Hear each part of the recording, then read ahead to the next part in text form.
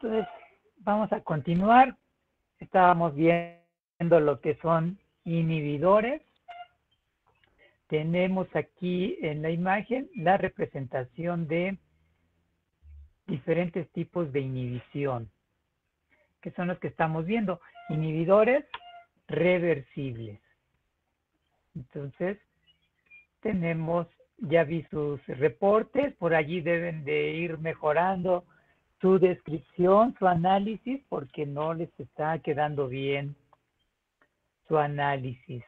Y obviamente viene relacionado con su respuesta. Entonces, si vemos este tipo de gráficos, a la izquierda están cortándose en el eje de las 10, en medio se están cortando el eje de las X, y a la derecha no se juntan en ninguno de los dos ejes, ni en X ni en Y. Entonces tendríamos un inhibidor competitivo, no competitivo y acompetitivo. Dentro de sus resultados que estuve viendo, y era cuestión de preguntarles, sus datos de las tablas los mantuvieron, si utilizaron la primera columna para inhibidor, si utilizaron la tercera columna para sustrato, utilizaron la tercera columna para inhibidor, porque era un requisito. Si no, eso les complicaba más el análisis. Y algunos están muy extraños esos gráficos. Y su análisis no lo hicieron de la manera adecuada. Bueno, entonces, tenemos estos tres tipos de inhibidores que son inhibidores reversibles. Les cambio de imagen. Ustedes ya empezaron a aplicar este tipo de tabla donde me pueden decir en función de valores de KM, de Bmax, de la pendiente, qué tipo de inhibición se puede determinar en sus gráficos. Por allí deben de considerar los tres parámetros importantes. ¿Cuáles? KM, Bmax y la pendiente. ¿De acuerdo? En este caso, la tabla les está indicando que la pendiente es el KM entre Bmax. Nosotros con que simplemente interpretamos una letra M, estaríamos reconociendo que es la pendiente. Entonces, volver a retomar esta parte sobre lo que representan mis parámetros KM, Bmax y la pendiente. En sus resultados estaban algo extraños porque me graficaban algo al inicio del Lingui-Verburg y en su papel milimétrico se veía un gráfico completamente distinto. Se veía bonito. Entonces, revisen por allí qué hicieron en ese reporte, porque sus análisis de resultados no están bien. Entonces, les voy a cambiar de imagen.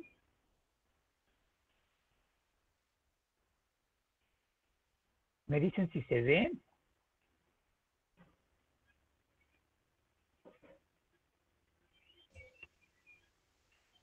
Es una tabla, ¿no, profe? Es una tabla en Excel, ¿de acuerdo? Entonces, por eso era la parte que quedaba pendiente. Quiero creer que estuvieron haciendo su tarea, haciendo el ejercicio. ¿Y qué se vería en esta tabla? Pues precisamente mis datos de sustrato, mis datos de velocidad, el inverso del sustrato, el inverso de la velocidad. ¿Y qué tendría que hacer?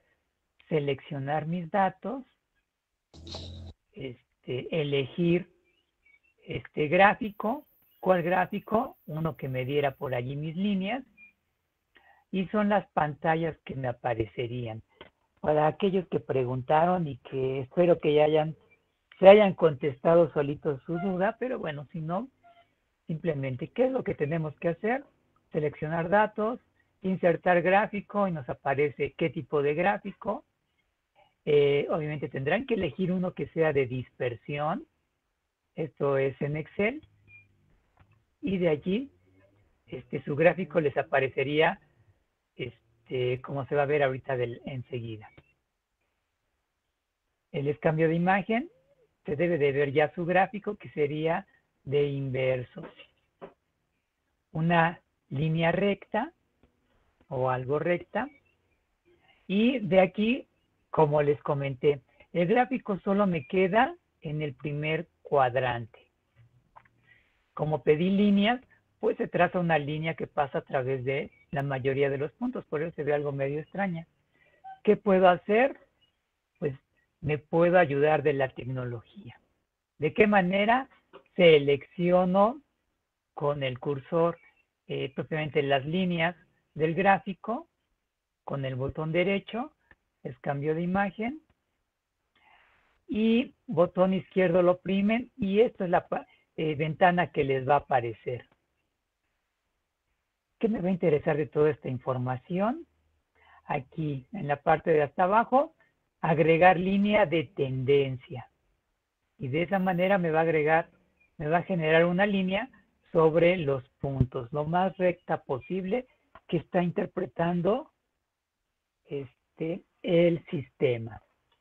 Entonces, hasta aquí creo que la mayoría sabe hacer esto.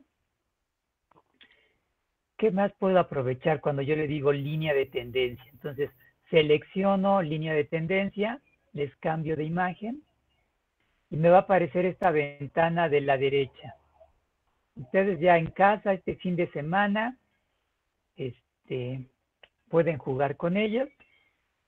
¿Qué tipo de línea de tendencia quiero? ¿Exponencial, lineal, logarítmica, polinómica, potencial? Bueno, me interesa lineal. Entonces selecciono lineal. Si yo me sigo desplazando, aquí está mi barra, si me sigo desplazando hacia abajo, va a aparecer la siguiente parte. Aquí abajo, ¿qué me va a aparecer? Bueno, si le quiero agregar un nombre a mi línea de tendencia, si quiero por ahí extrapolar mis datos, pero parte importante, señalar intersección. Bueno, ¿dónde quieren que se intersecte mi gráfico? En X, yo le tendría que dar el valor de X para que el gráfico se extienda y me cruce en X. Y aquí yo le puedo decir que simplemente atraviese por 0 y con eso mejoro en el caso de algunas curvas tipo. Pero bueno, ¿qué más puedo hacer? Presentar o que me aparezca la ecuación del gráfico. Entonces, dentro de la parte importante era, dame la línea de tendencia para que se vea lineal y posteriormente dame la ecuación del gráfico. Y ahora sí, la gráfica, a menos que yo le solicite que corte el eje de las X en un punto, lo puedo extender. Y para eso necesitaría la ecuación de la recta, determinar un valor de X aquí donde corte, y de esa manera yo puedo obtener mi gráfico. Les cambio de imagen. Entonces, si yo ya seleccioné por allí la ecuación del gráfico, me aparece en el gráfico la ecuación. Y con eso ya puedo trabajar. Si yo quiero todavía prolongar esto, bueno, ya les platiqué. Si no quiero meterme en más problemas, simplemente insertar una línea y esto lo prolongo, solo para representación. Pero ya la información ya está aquí presente. Ya tengo la ecuación de la recta y con ella puedo trabajar como hicieron la mayoría en sus informes, que me incluían la ecuación de la recta, pero tenemos que ver. No se trata solo de meter los datos, de incluirlos. Una vez que ya tengan los datos, me los deben de hacer, deben de presentar de manera legible. Ahorita vamos a ver qué más hacemos. Entonces ya tendría mi línea de tendencia aquí marcada, ya tendría mi ecuación de la recta y ya solo mejorar mi gráfico si quiero agregar títulos, parámetros en Y, en X, sería lo que yo puedo estar haciendo. Entonces en la parte de arriba, en Excel, ustedes pueden elegir de qué manera quieren ya presentar por allí su gráfico. Les comentaba, si ustedes quieren que se alargue su gráfico, bueno, tendrán que ir determinando un valor para que en mi gráfico corte el eje de las X. O ir jugando por allí con los cuadrantes para que esto se vaya alargando. Ya es un poco más complicado que a la parte que nos interesaba, obtener la ecuación. Entonces, ¿dudas hasta aquí? De tarea, ustedes jueguen con Excel para que no les pase nada de esto. Ok. Regresamos a la imagen anterior donde era la tabla. ¿Me dicen si se ve?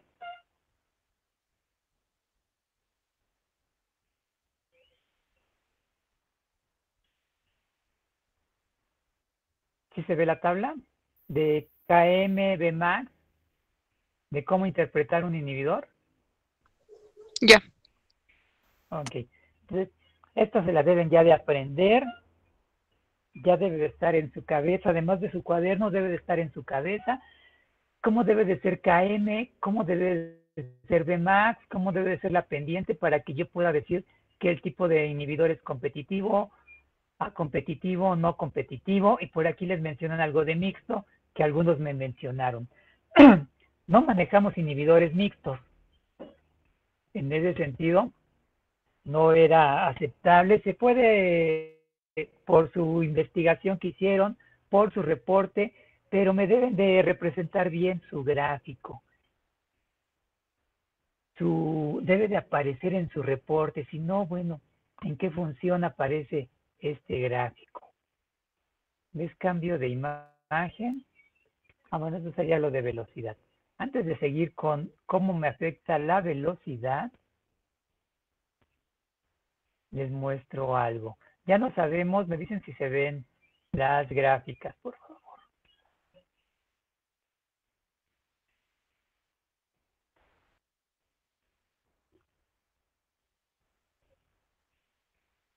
Es un gráfico, me dicen si se ve.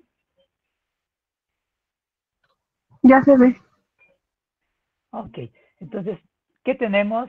Un análisis. ¿Qué veo yo en esta gráfica? Dos líneas rectas, probablemente correspondiendo a sustrato y otra a inhibidor, como aquí me marca. Ok, ¿qué es lo que yo sé para decir qué tipo de inhibidores? Bueno, que las gráficas pueden juntarse en el eje de las Y, las gráficas pueden juntarse en el eje de las X o pueden ser paralelas. Ok, aquí tengo mis dos ecuaciones de la recta. Y esa es la parte importante. ¿Cómo saco la ecuación de la recta? Yo ya se los acabo de indicar. Ejercicio en casa, determinen cómo sacar la ecuación de la recta para una línea y cómo sacar la ecuación para la otra línea. Ok, ya tengo aquí mis datos. ¿Qué puedo ver? No, pues las líneas no se cortan en Y, no se cortan en X. Pero algo importante, no son paralelas porque las pendientes también son diferentes. Entonces ahora sí, ¿qué puedo decir? Si yo prolongo esta línea, la azul, y prolongo la línea roja, en algún punto se van a cortar. ¿Dónde estará más cercano el punto de corte? ¿Al eje de las Y o al eje de las X? ¿Qué me dirían? De las Y. Al eje de las Y. Bueno, entonces, ¿cómo deberá de ir mi respuesta para decir, el gráfico que estoy observando me indica que es un inhibidor de qué tipo? Porque ¿qué es lo que se ve? A ver, ¿quién nos platica?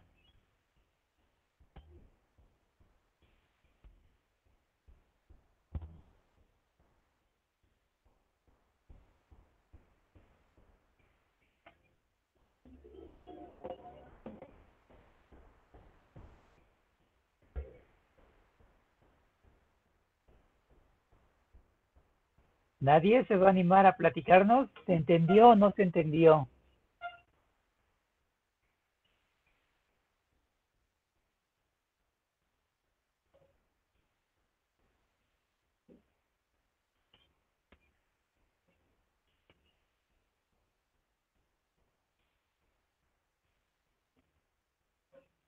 ¿Sí? ¿Todavía siguen de aquel lado o ya me desconecté? ¿Se podría decir que es un inhibidor competitivo? ¿Por qué? Porque el corte es más cercano al eje de las X y se asimilaría a que tienen un Bmax algo similar o parecido. Al eje de las X, el corte es en el eje de las De las X. Y, perdón. Ah, ok. De las Y. Entonces, eso ya sería una parte de cómo sería la explicación. Ok, a mí me dieron unos datos y me argumentan que sí, a lo mejor el tiempo no estuvo bien medido, a lo mejor los reactivos estuvieron mal preparados, a lo mejor pueden ser muchas cosas, pero yo ya tengo los datos y eso lo interpretamos desde un punto de vista hasta laboral. ¿Ustedes qué turno tendrían? Pues están en la tarde, entonces. Los de la mañana les dejaron los datos de un experimento de cinética y a ustedes en la tarde les toca interpretarlos. Es así de simple para que ustedes hagan el reporte y repitan el experimento para dejar los datos para el turno de mañana en la mañana, porque así funciona la empresa. Okay, entonces, ustedes tendrán que analizar esos datos, presentar sus gráficos y aquí decir, bueno, cómo se está comportando el inhibidor, si es lo que se está usando. ¿De acuerdo? ¿Sí? Como les comenté, aquí si yo prolongo la línea azul hacia arriba y la roja hacia arriba, pues se van a cortar y van a estar más cercanos al eje de las Y que al eje de las X. Por lo tanto, podemos interpretar que la inhibición está relacionada con esta parte. ¿Qué más me faltaría que casi no leí en sus reportes y por eso también están mal interpretados? ¿Cómo es la anilina? ¿Investigaron cómo era la anilina? Porque en ningún reporte vi estructura de la anilina. La anilina, y solo era escribir, teclear por allí en internet, en el buscador de más confianza, y cómo es la anilina, y les va a aparecer la estructura de la anilina. ¿Alguien hizo eso? ¿Investigó cómo era la anilina?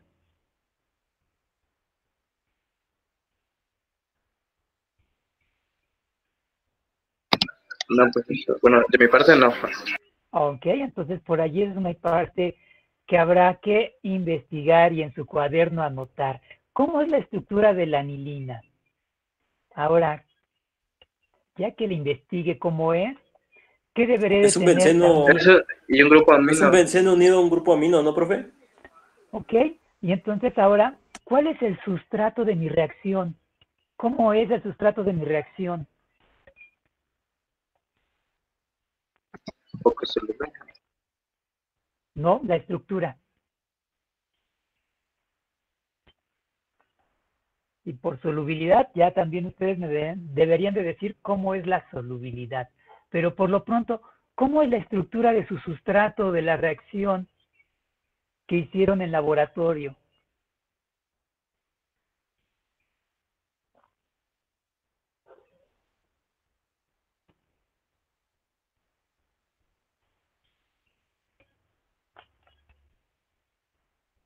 ¿Cómo es?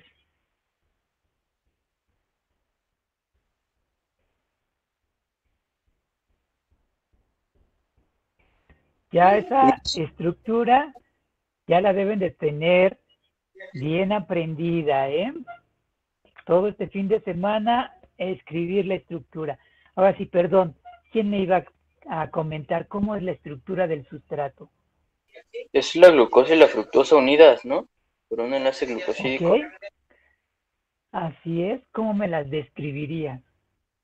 Es un ciclo de 6, una, la glucosa, y el ciclo de 5, que será la fructosa. Ah, entonces, ¿qué tendríamos? Si sumamos 1 más 1, 1 más 1 tengo Serían 2 ciclos, ¿no? 2 ciclos. Ah, entonces tengo 2 ciclos. Si mi trabajo era comparar, la anilina se parece a mi sustrato por estructura.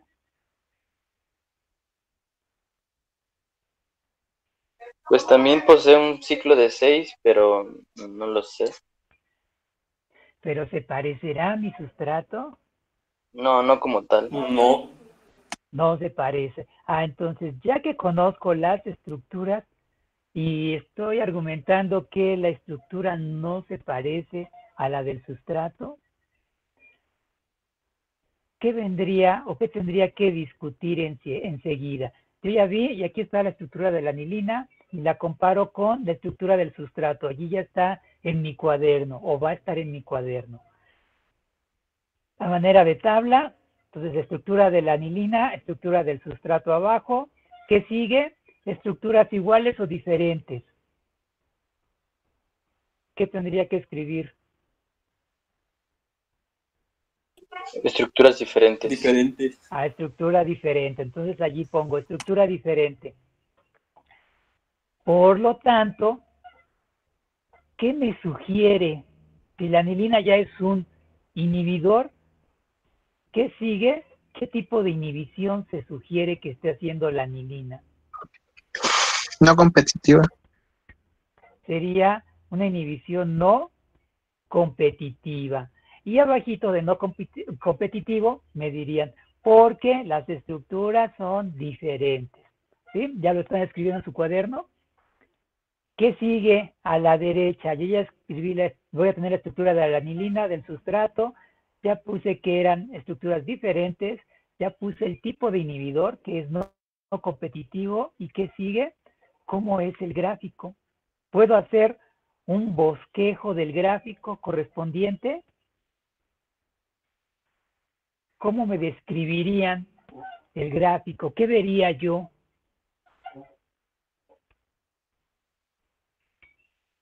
Descríbanme el gráfico correspondiente para ese tipo de inhibición.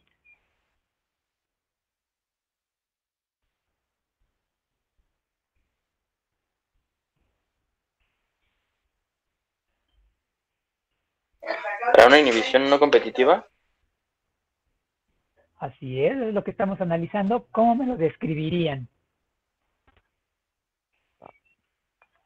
con intersección en el eje Y diferente, en diferente punto, una pendiente diferente, y su intersección en el eje X es igual, o en Ok, el mismo entonces punto.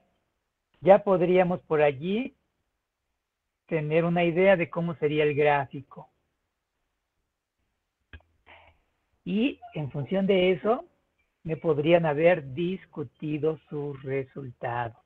¿Te parecería este gráfico que se ve ahorita en la pantalla que les estoy proyectando a lo que se esperaría de manera teórica al comparar anilina con sustrato?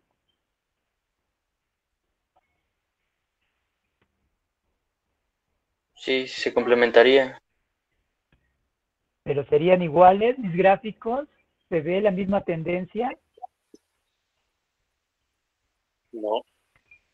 No, entonces eso es lo que habría que ir incluyendo. Les voy a cambiar de imagen. Ahora es una tabla.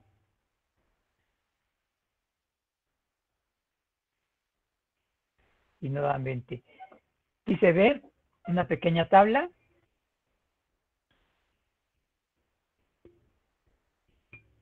No, aún no. ahorita me dicen, sino para asegurar que volverla a cargar.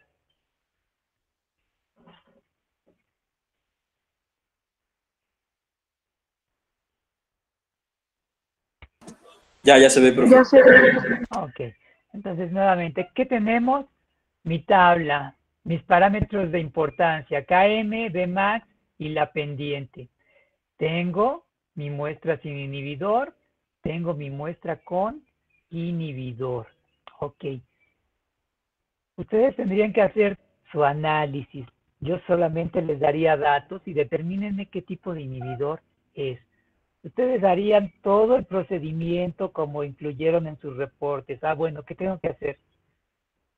Todo el procedimiento puedo utilizar las ecuaciones de la gráfica. Bueno, utilicen las ecuaciones de la gráfica.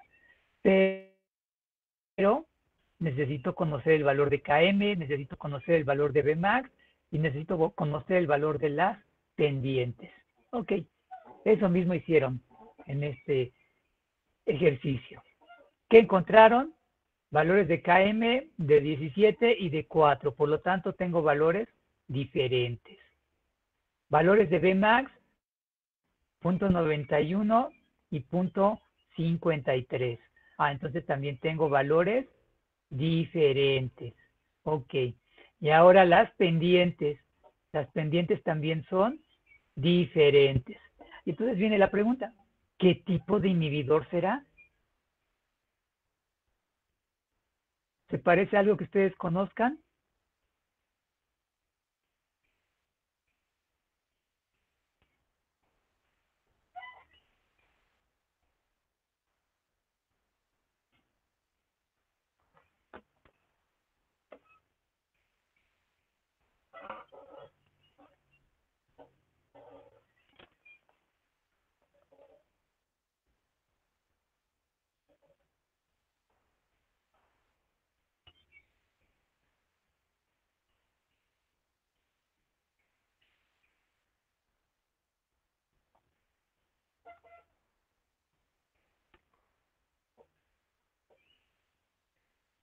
¿Cuál sería la respuesta?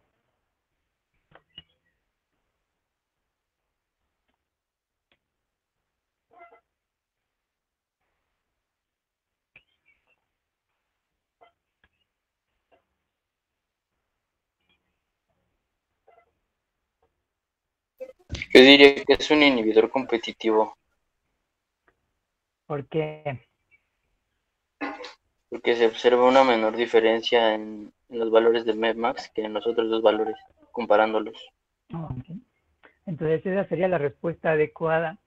¿Qué está pasando con mi interpretación? No estoy haciendo una buena interpretación de los resultados. Sí, en KM los valores son muy diferentes. En las pendientes también los valores son muy diferentes. Pero en Bmax, obviamente, son valores diferentes, pero presentan una menor diferencia. Por lo tanto, si yo lo graficara y viera la tendencia, vería que las dos rectas estarían muy cercanas al eje o estarían cortando en puntos muy parecidos en el eje de las Y. Por lo tanto, hablaríamos de un inhibidor de tipo competitivo. En este caso, la anilina quedaría como un inhibidor competitivo. Ok, es que la estructura es diferente a la del sustrato, sí, pero sus resultados que están haciendo, que están obteniendo, muestran una inhibición que es competitiva. ¿Se entiende?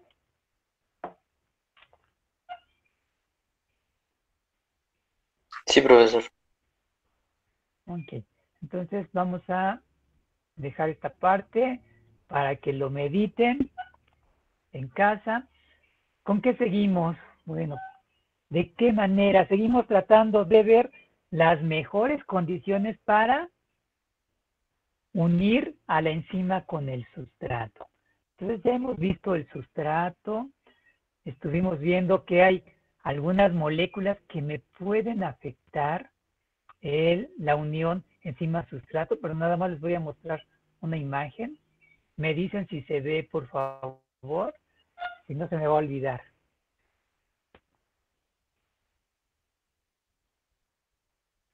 Si se observan, dice aspirina.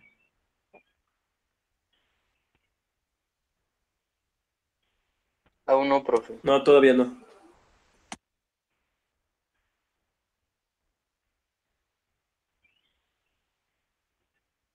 A ver si aparece.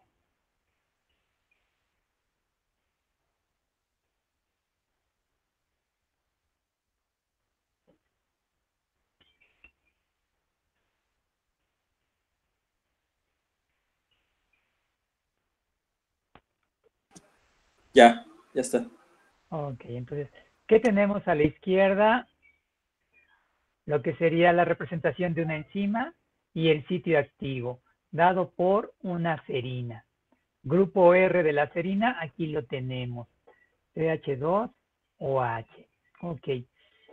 Este es precisamente el grupo R que va a interaccionar con el sustrato. Aspirina ya la conocen, en esta temporada tiene más demanda, hasta la utilizan en cosméticos para hacerse su limpieza facial, ¿no? Pero en este caso, ¿en qué consiste? ¿Cuál es la reacción de la aspirina? Les voy a cambiar y espero que se haya visto la reacción. ¿Qué hace? Interacciona con el grupo R. De manera ya covalente, se queda unido y de esta manera me hace que la enzima quede inactiva. Entonces, desde allí está actuando la aspirina.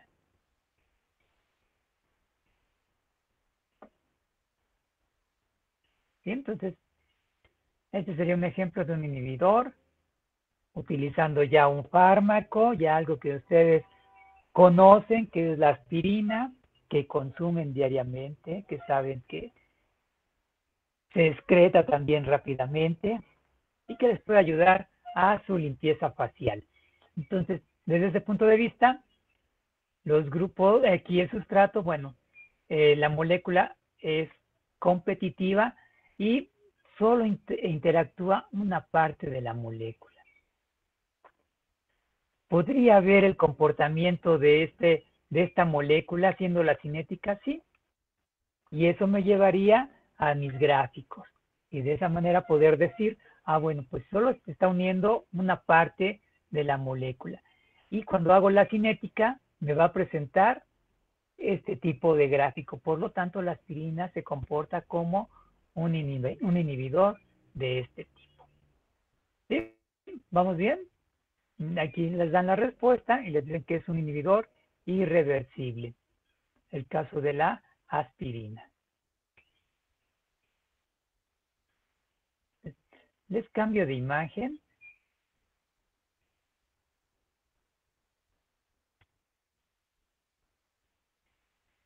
El efecto de la concentración de enzima sobre la velocidad. Dejemos un poco lo de los inhibidores, esas moléculas que pueden interaccionar con la enzima o interaccionar con el sustrato o interaccionar con el complejo enzima-sustrato para impedir la formación de productos y en consecuencia con la velocidad. De la enzima fue de lo último que estuvimos viendo. ¿Qué pasa si yo voy incrementando la enzima? Pues si yo tengo una gran cantidad de sustrato, voy a ver que la formación de producto también va a ir aumentando. Y la vez anterior, la pregunta era, ¿qué pasa si el sustrato se está terminando? ¿Qué va a pasar con la velocidad? Pues lo mismo, va a llegar a un punto máximo y después va a empezar a disminuir. Por lo tanto, también esos parámetros me van a permitir determinar cuánta enzima puedo utilizar para una reacción, cuánto sustrato puedo recomendar para llevar a cabo una reacción. Y son condiciones por allí que me van a servir para tener o llevar a cabo una reacción enzimática favoreciendo la formación del intermediario enzima-sustrato. Les cambio de imagen. Efecto del pH. Bueno, ya sabemos que el pH me va a afectar a las enzimas. ¿Por qué? Pues porque las enzimas son proteínas. Entonces, ¿cómo afecta el pH a una proteína? Ustedes ya me pueden por allí escribir en su cuaderno. El pH puede afectar a una proteína haciendo que se generen estas características en una proteína. Y por lo tanto, si esta proteína tiene como función ser un catalizador, estamos afectando a esa proteína modificando el pH. ¿Qué hablábamos? pHs extremos. Ácidos alcalinos me van a desnaturalizar a la mayoría de las proteínas. Por lo tanto, si es una enzima, hará lo mismo, me la va a desnaturalizar. Si yo viera la velocidad en función del pH, les cambio. En Y veo velocidad, en X voy a ver pH. ¿Sí se ve el gráfico? Sí, sí se ve. Ok, entonces, ¿qué puedo ver? Una zona donde la velocidad es máxima. Y eso es bueno porque me va a hablar de un valor o un intervalo de pH donde la velocidad es máxima y en consecuencia a eso le vamos a llamar condiciones óptimas. Por allí en mi cuaderno, condiciones óptimas. Hablando de cuaderno, me gustaron sus cuadernos, felicidades, tienen buenos apuntes, están haciendo buenos apuntes. Ahora habrá que ver, ya en breve les daré sus calificaciones. ¿Para qué me sirve este gráfico? Para establecer cuál va a ser el pH óptimo. ¿Cómo defino el pH óptimo en función de esta gráfica? Como el valor o intervalo de pH en donde la velocidad es máxima. ¿Qué pasa en este ejemplo si disminuyo el valor de pH? Pues la velocidad va a ir disminuyendo. Y obviamente, si aumento el valor de pH a partir del punto del pH óptimo, también la velocidad disminuye. ¿Qué estará pasando? Pues precisamente estamos modificando el pH y por lo tanto estaremos forzando a la proteína. ¿A qué? A que se desnaturalice. Por lo tanto, se pierdan o se rompan enlaces débiles que me van a generar pérdida estructural. La complejidad estructural se va a ir perdiendo y por lo tanto la actividad de la enzima disminuye. En algunas ocasiones yo puedo modificar el pH. Si digamos lo tuviera en pH de 9, lo que implicaría que ya asumo que la enzima se desnaturalizó. Si yo modificara el pH y lo disminuyera, algunas enzimas pueden recuperar la actividad. No todas, pero algunas pueden renaturalizarse. Entonces eso sería el término. ¿Puedo renaturalizar una enzima? Sí. ¿Cuándo puedo decir que una enzima se renaturaliza? Pues cuando se recuperan su estado nativo. Entonces, aquí hablamos precisamente de un ejemplo. Les cambio de imagen. Seguimos hablando, claro, del pH. Y aquí hablaríamos de un grupo SH. ¿Qué aminoácido tendría un grupo SH? La cisteína. La cisteína. En consecuencia, ¿qué podría yo argumentar? Como en aquel ejemplo que les mostré de la serina. Bueno, ¿qué pasa con el grupo SH? ¿Cuándo va a ser funcional y cuándo no va a ser funcional? Bueno, a pH bajo, recordemos que las condiciones de las concentraciones de hidrógeno son altas, entonces estaría protonado. ¿Qué pasa si vamos aumentando el valor de pH? Y el grupo SH, ¿qué le va a pasar? Se puede empezar a desprotonar. Cuando se está desprotonando, entonces podríamos decir que puede ser funcional la enzima. ¿Hasta cuándo? O bien protonado estaría funcional y desprotonado ya la enzima es no funcional. ¿Por qué? Porque desprotonamos el grupo R que estaría facilitándome la reacción. Desde ese punto de vista estaría este gráfico. ¿Sí se entiende? Sí, profesor. Entonces, si yo pusiera la enzima en un pH alcalino, donde yo no lograra desnaturalizar la enzima, bueno, la enzima todavía tiene su estructura, pero ¿qué crees? El grupo R está desprotonado y por lo tanto, de esa manera podemos afectar las interacciones con el sustrato. Entonces, sin tener que llegar a desnaturalizar la enzima, simplemente por ionización, protonando, desprotonando grupos R, se puede ver afectada la interacción. Les cambio de imagen.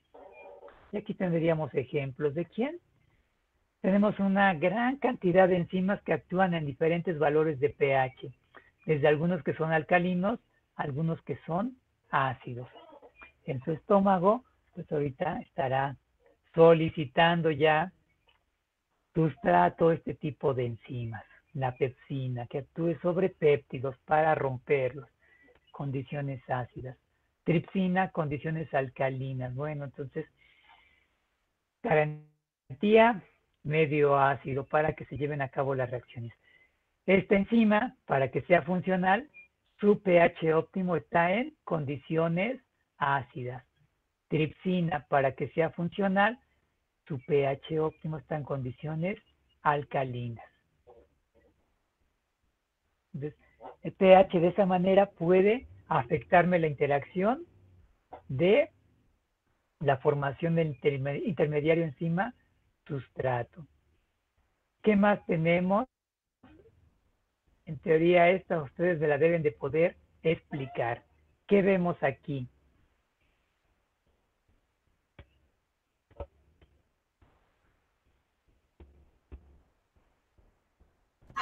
pH óptimo. No, revisen bien la gráfica. Bueno, es que en la cual, profe.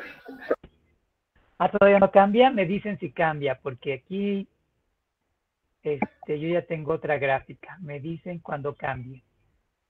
Temperatura. ¿Ya cambió? Temperatura, ajá, temperatura. Ok, entonces ya cambió. Ahora sí, platíquenme, ¿qué es lo que vemos?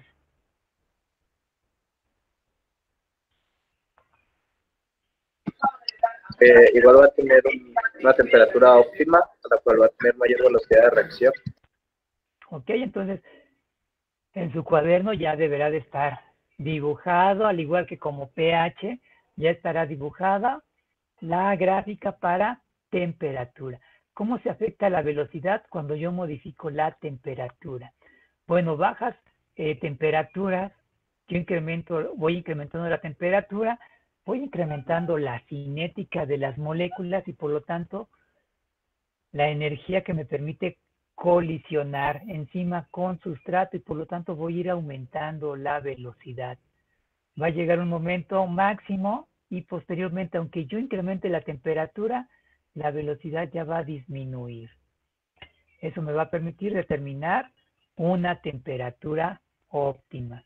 Y después de la temperatura óptima, la temperatura de desnaturalización o de inactivación. ¿De quién? De la enzima. Temperaturas, la mayoría de las enzimas, 50, 60 grados, se desnaturaliza. Hay algunas enzimas que requieren más temperatura para desnaturalizarse, pero la mayoría está en este intervalo. Entonces, esta es la gráfica de temperatura. Puedo decir que podría favorecer interacciones enzima-sustrato en el intervalo de 0 hasta 50, 50 y tantos, donde estaría la temperatura óptima. Superior a eso ya no se recomienda porque se está desnaturalizando a la enzima. ¿Qué le estaremos haciendo a la enzima?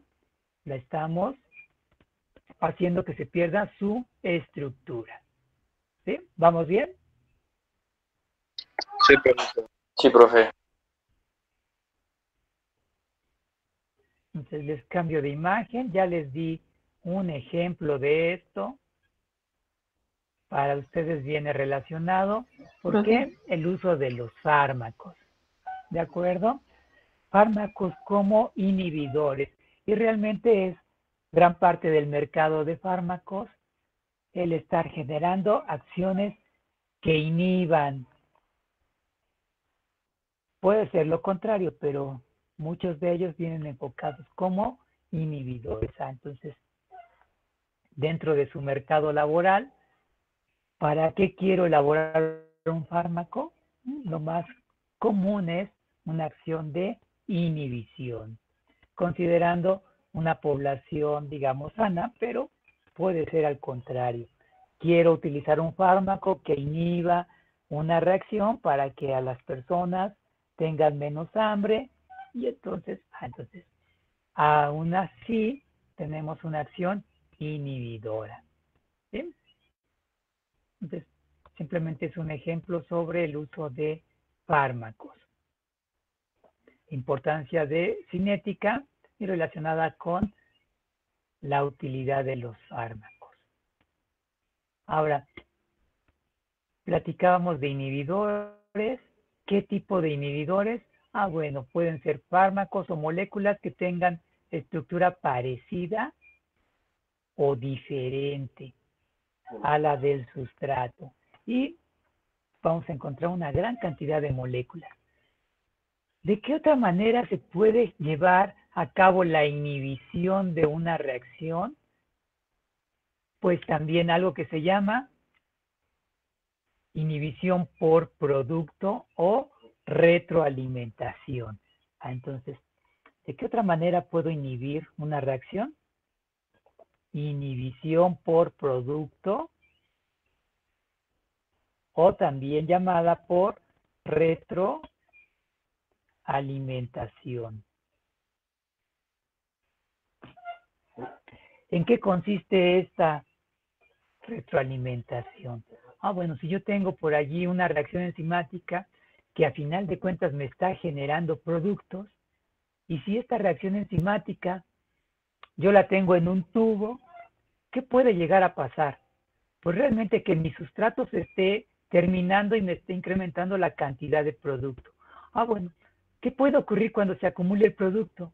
Si este producto se llega a acumular, va aumentando, ese mismo producto me puede llegar a inhibir la reacción. Entonces eso le llamaríamos una inhibición por producto.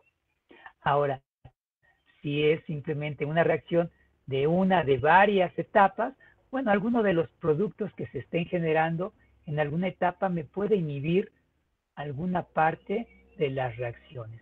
Eso hablaríamos de una retroalimentación. ¿Qué pasaría con un producto que me puede afectar por retroalimentación?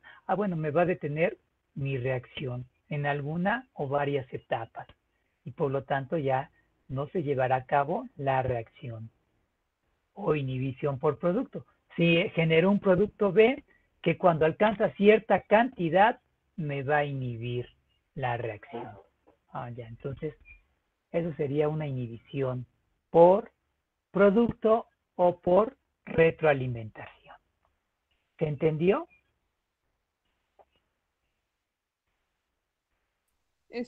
No me quedó muy claro, profe. Ok. Vamos a modificarlo un poco. Ya les comenté que en un rato más ya van a tener casi su derecho a cenar. Si es que no han cenado, bueno, la entrada de alimentos. ¿Cómo es la entrada de alimentos que ustedes tienen en viernes? En viernes se me fue la palabra, porque ya no van a poder gozar de bebidas alcohólicas, porque está dependiendo, claro, la delegación.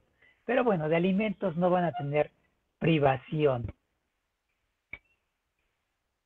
¿Consumen lo que requieren o consumen más de lo que requieren?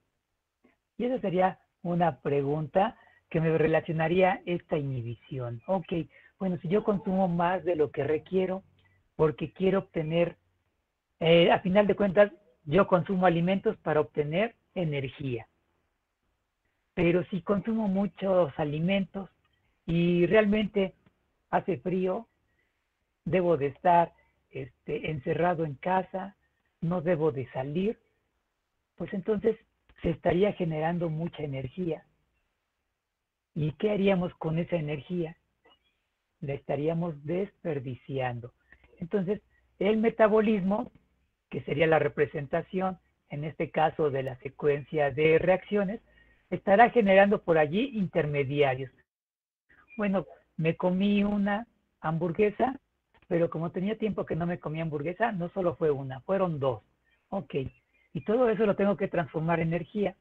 Pero yo ya simplemente después de las dos hamburguesas me voy a sentar y voy a ver la televisión. Y ya no voy a salir. Pues entonces no voy a ocupar esas dos hamburguesas en energía. ¿Qué va a ocurrir? Pues las reacciones se estarán llevando a cabo, pero habrá algún momento en donde uno de los productos que se esté generando se estará acumulando, se estará generando en gran cantidad y al haber gran cantidad de ese producto me va a inhibir alguna de las reacciones enzimáticas. Y entonces ya no tendré que llegar a generar energía que se desperdiciaría. No, ese producto se detendrá por allí la reacción porque al estarse acumulando me va a inhibir cierta etapa de las reacciones. ¿Sí? ¿Se entendió?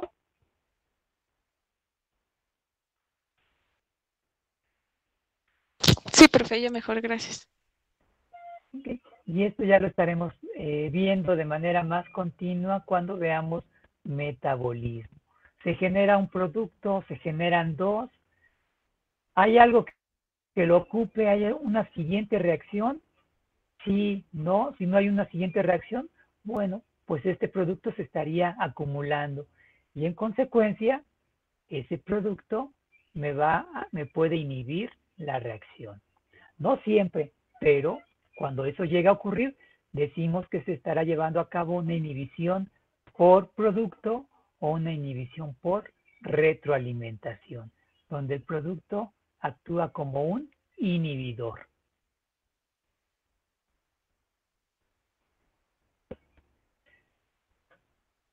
Para comentarles un poco, bueno, les decimos que las enzimas actúan sobre un sustrato, pero algunas enzimas pueden actuar sobre dos sustratos o requerir dos sustratos para llevar a cabo la reacción. ¿Recuerdan en qué consistían esas enzimas de tipo 1? ¿Cuáles eran esas enzimas de tipo 1? Recuérdenme. Óxido reductasas. Óxido reductasas. Y la función era transportar electrones. ¿De quién? De un compuesto A tal vez a un compuesto B. Entonces, pues la enzima necesita del compuesto A, entonces se unirá al compuesto A y al mismo tiempo necesitaría del compuesto B. Entonces espero a que esté el compuesto B disponible, se unen los dos y entonces le toma de uno los electrones y se los pasaría al otro. Ese sería un ejemplo por allí de una reacción bisustrato. Requiere los dos sustratos. ¿Para qué? Para transferir por allí electrones o un grupo funcional, como aquí en la parte de abajo. Tengo una molécula P con X y otro sustrato que sería B. La reacción requiere de ambos, ¿para qué? Para reconocerlos, quitarle ese elemento X a P y pasárselo a B. Entonces una transferencia, tal vez no solo de electrones, tal vez de grupos funcionales. Y eso me llevaría a recordar una enzima. ¿Qué enzima me puede ayudar a transferir grupos funcionales? Recuérdenme, ¿qué clases serían? Las transferasas. Las transferasas. Entonces, ¿qué requieren las transferasas? Pues van a requerir dos sustratos. Uno, al cual le van a quitar una parte de ella y se lo pasarían al otro. ¿Sí? ¿Se entiende?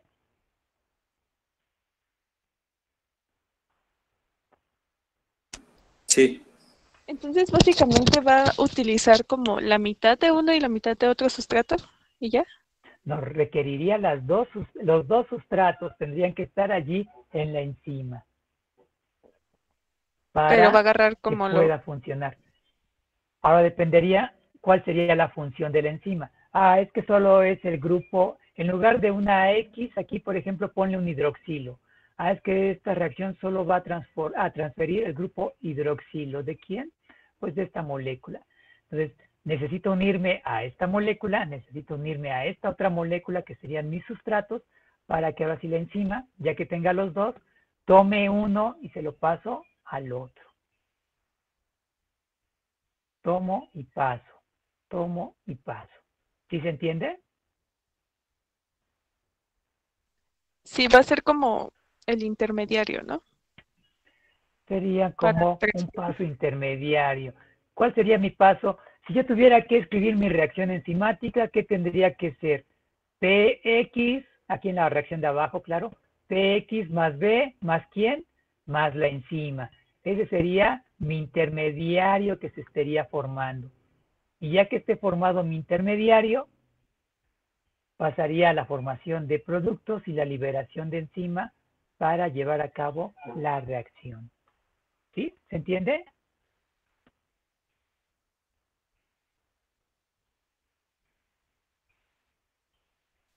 Sí, creo que sí. Les cambio de imagen. Me dicen cuando se vea. Siguen siendo reacciones enzimáticas. Solo díganme si se ven. Ya. ¿Ok? Nuevamente tengo un sustrato y tengo, dependiendo, aquí tengo agua, la tripsina, ¿y qué me va a generar? El rompimiento. ¿Qué era esta molécula? Pues aquí interpreto a quién, un enlace peptídico. ¿Y qué veo aquí? Pues que se rompió el enlace peptídico. ¿A qué reacción corresponde esta de arriba? Ya la pueden interpretar. ¿Qué clase de enzimas llevan a cabo este tipo de reacciones? ¿Hidrolasas? Las hidrolasas. Y aquí sería la parte importante. ¿Qué le va a pasar? Requiero el agua. ¿Para qué? Para romper la molécula de agua y que se repongan aquí los grupos funcionales. Aquí me faltaría, ¿qué grupo funcional? Ah, bueno, pues puede ser el OH y aquí reponer el hidrógeno, o dos hidrógenos aquí y el oxígeno acá en el grupo carboxilo. Allí estaría. ¿Requiero dos sustratos? Sí, pero si solo veo uno, es una cadena peptídica. ¿Cuál es el otro sustrato? Aquí es el agua. Si no hay agua, no se lleva a cabo la reacción. ¿Sí? ¿Se entiende? ¿Vamos bien? Sí, profe. Sí, profe. O en la reacción de abajo, como en el ejemplo de anterior que les decía, bueno, ¿qué puede ser? Veamos. Tengo un alcohol deshidrogenasa. Ah, ya me está diciendo, ¿cuál es la función de la enzima? Va a quitar hidrógenos. Y aquí el hidrógeno está representado hasta en un color diferente. Entonces, la enzima va a quitar hidrógenos. Tengo el que va a donar el hidrógeno y tengo a quien va a aceptar el hidrógeno. Entonces, tengo por allí mi molécula que va a aceptar los hidrógenos. Pero si yo recuerdo que el NAT les comenté que era una coenzima, pues la coenzima puede funcionar también como un cosustrato. ¿Recuerdan aquella vieja palabra de un cosustrato? Aquí sería, ¿cómo funciona un cosustrato? Pues es que es el sustrato de mi enzima, sí, pero al mismo tiempo es el que en este caso va a aceptar los hidrógenos. Entonces, además de ser un cofactor, también es un cosustrato que va a aceptar los hidrógenos. ¿Sí? ¿Se entendió?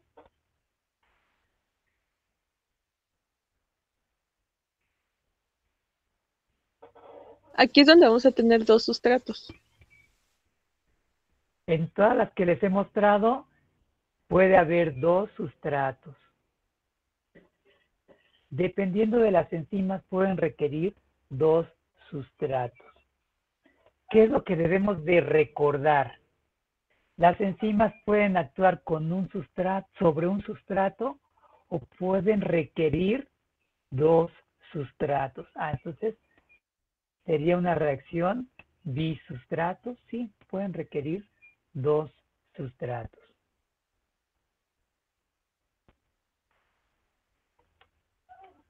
Entonces,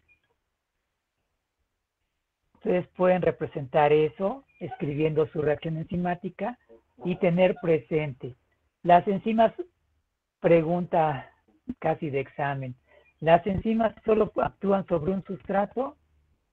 Su respuesta puede ser sí, solo actúan sobre un sustrato, a menos que sea una enzima de tipo. ¿Cuál sería la respuesta?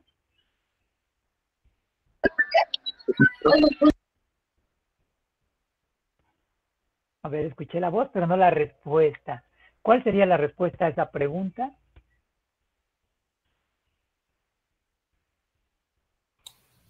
Que puede haber reacciones enzimáticas que de bisustrato, me parece. Ok, esa sería la respuesta. Que las enzimas solo actúan sobre un sustrato, muchas de ellas solo actúan sobre un sustrato, a menos que la enzima tenga una función de bisustrato.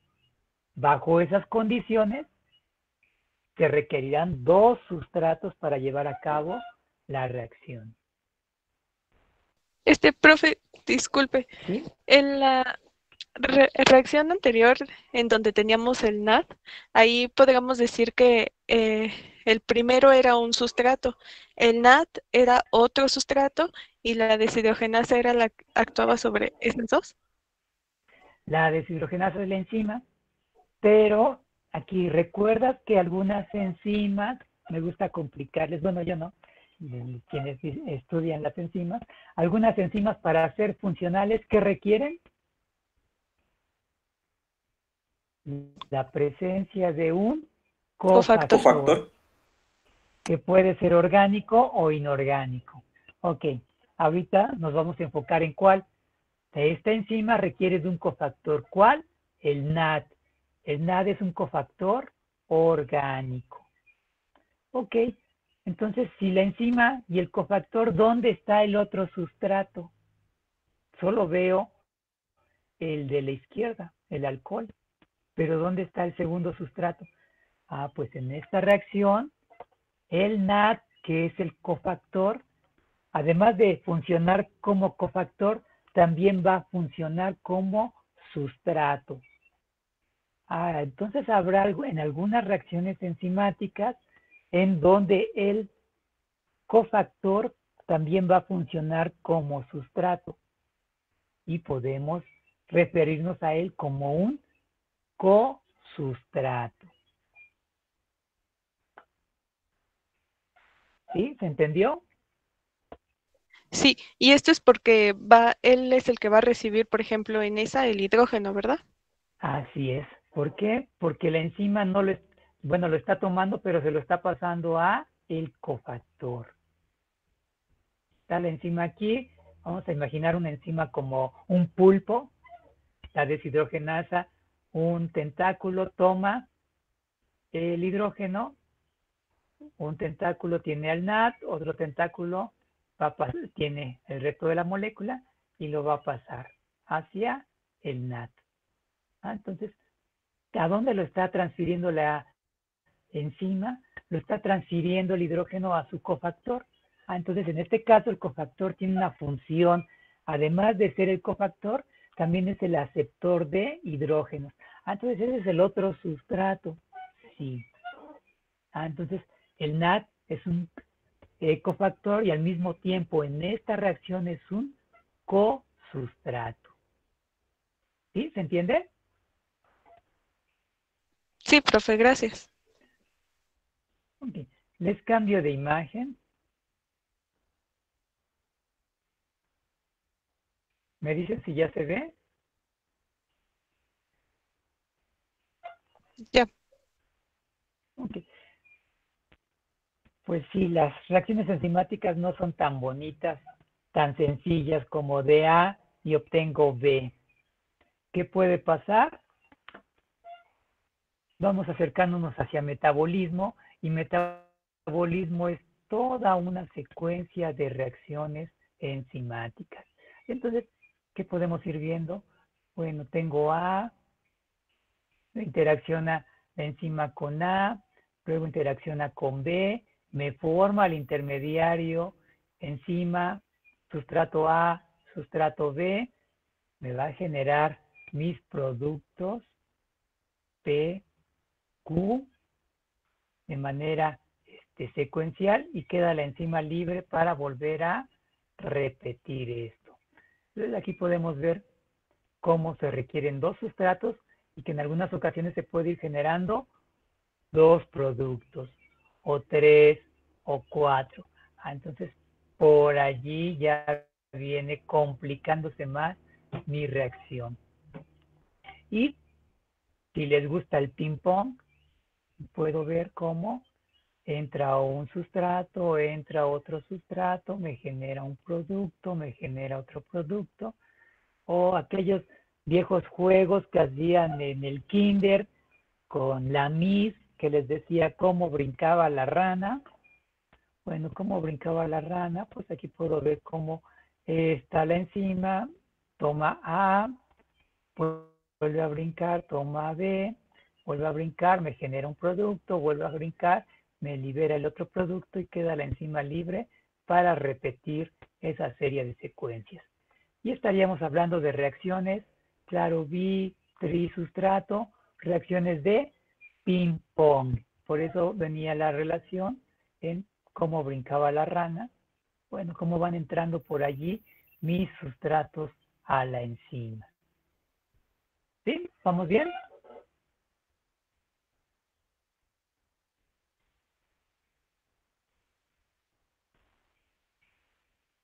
¿Todavía queda energía o ya no? Todavía les deben de quedar 10 minutos de energía antes de que se les acabe esa energía. ¿Se entendió esto último de las reacciones de ping-pong?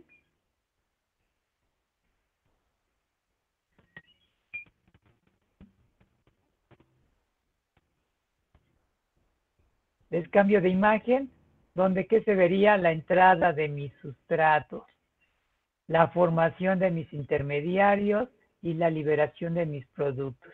Y repetiríamos, tengo enzima, interacciona con A, interacciona con B, me forma un intermediario que posteriormente me liberará el producto P, el producto Q, y se libera la enzima para volver a llevar a cabo una nueva serie de reacciones. Y esto sería la manera de estar viendo cómo está entrando mis sustratos. ¿Cuál es? Una reacción bisustrato, trisustrato, que me puede generar uno o varios productos a la vez, y la liberación de la enzima. Entonces, esa sería la manera de ir representando este tipo de reacciones. ¿Sí? ¿Vamos bien?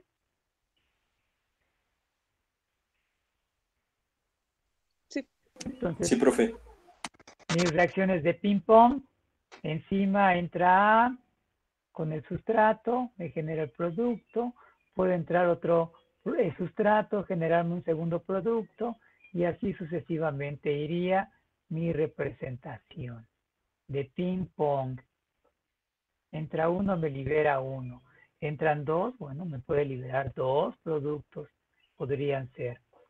Entonces, esa sería la manera en que estaríamos escribiendo nuestras reacciones. Y claro, si aquí siguen más, tendríamos que ir estableciendo cómo va nuestra secuencia de reacciones.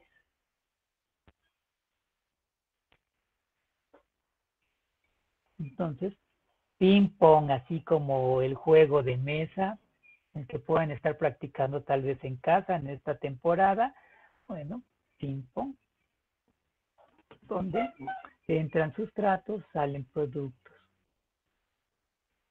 La ranita brinca, toma uno, me libera otro, toma uno, me libera otro, y así podría continuamente seguir. ¿Sí?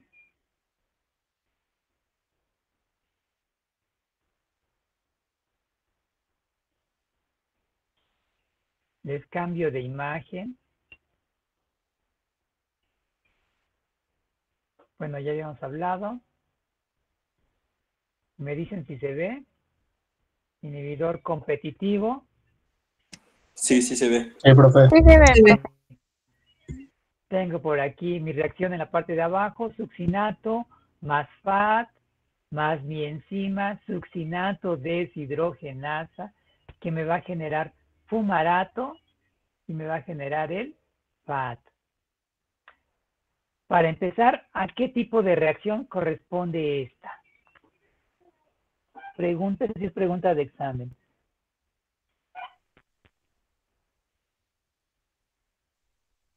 ¿Qué clase de, a qué clasificación de las enzimas corresponde?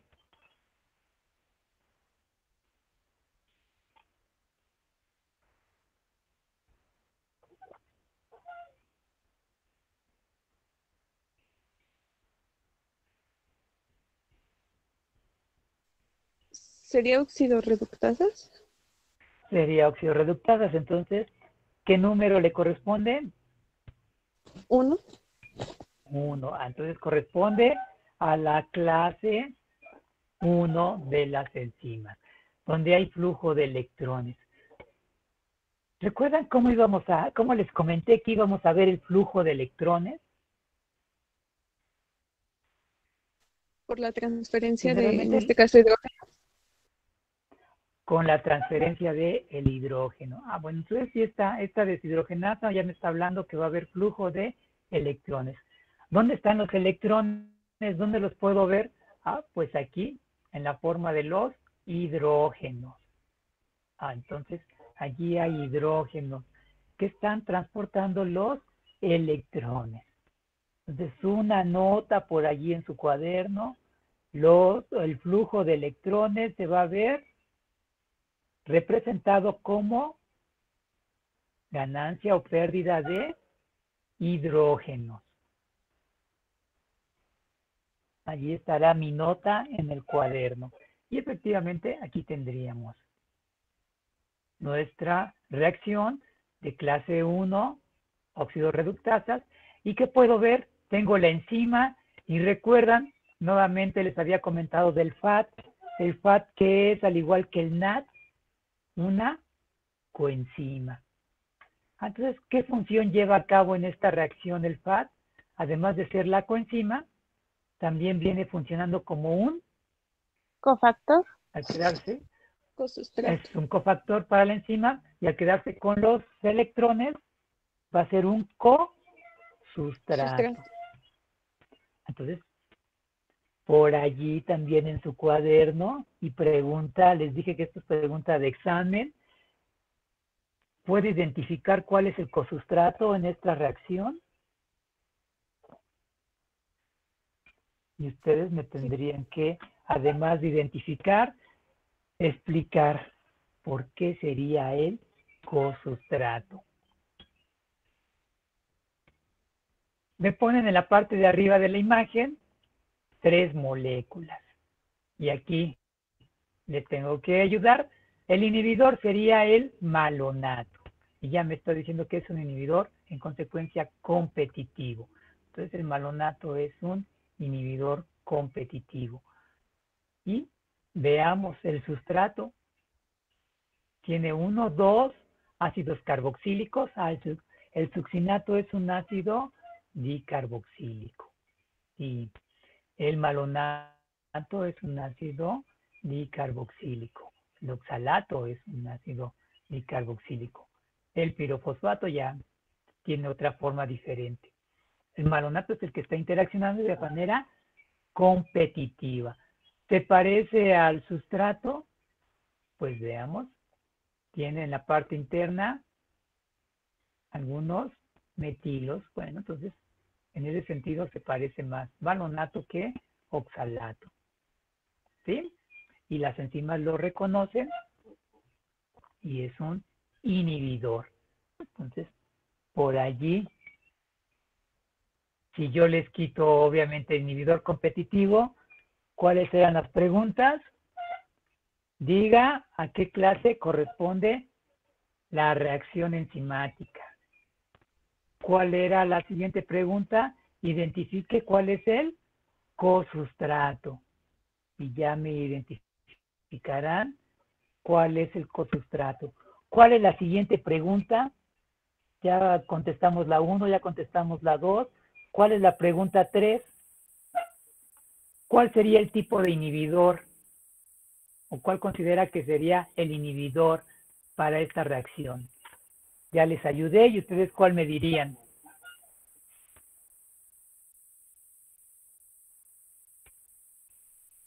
Es el malonato, bueno, eso, ¿no?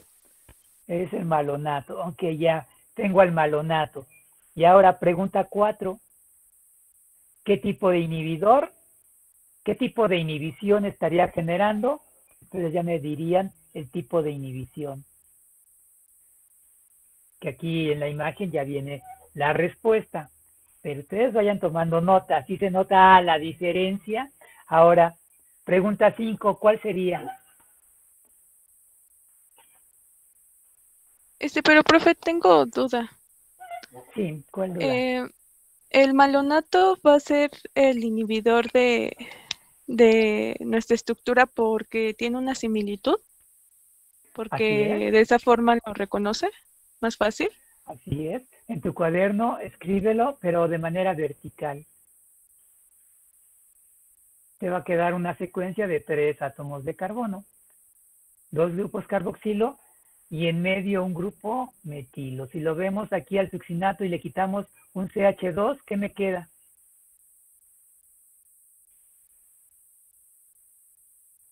El malonato. Malonato. Entonces por allí ya puedo hablar de el malonato.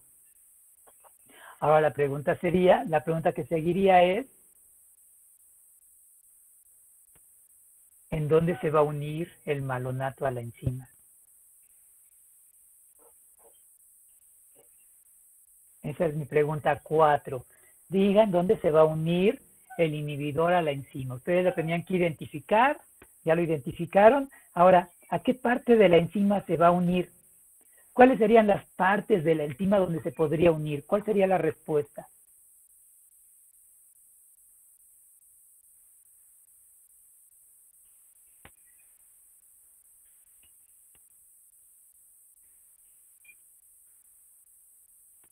Podría unirse al sitio activo o a, no recuerdo cómo se llama, pero como por otro lado, ¿no?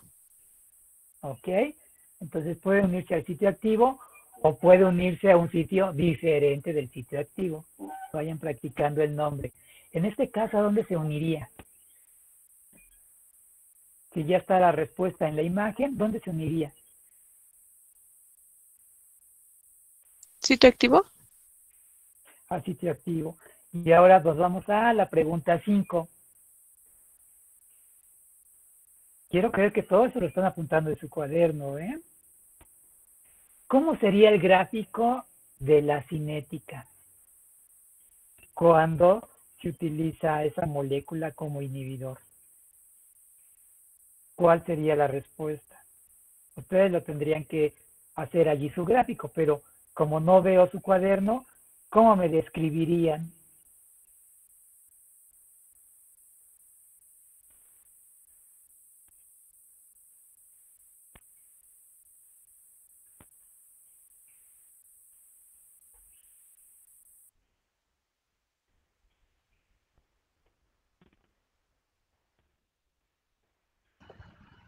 Intersección en el eje de las Y. Dos rectas que van a interaccionar en el eje de las Y. ¿Sí? ¿Se entendió?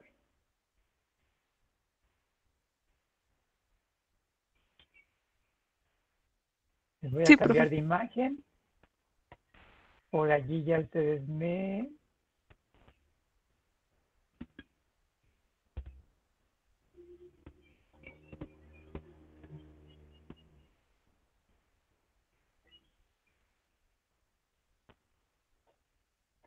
¿Dudas hasta aquí? No, profe.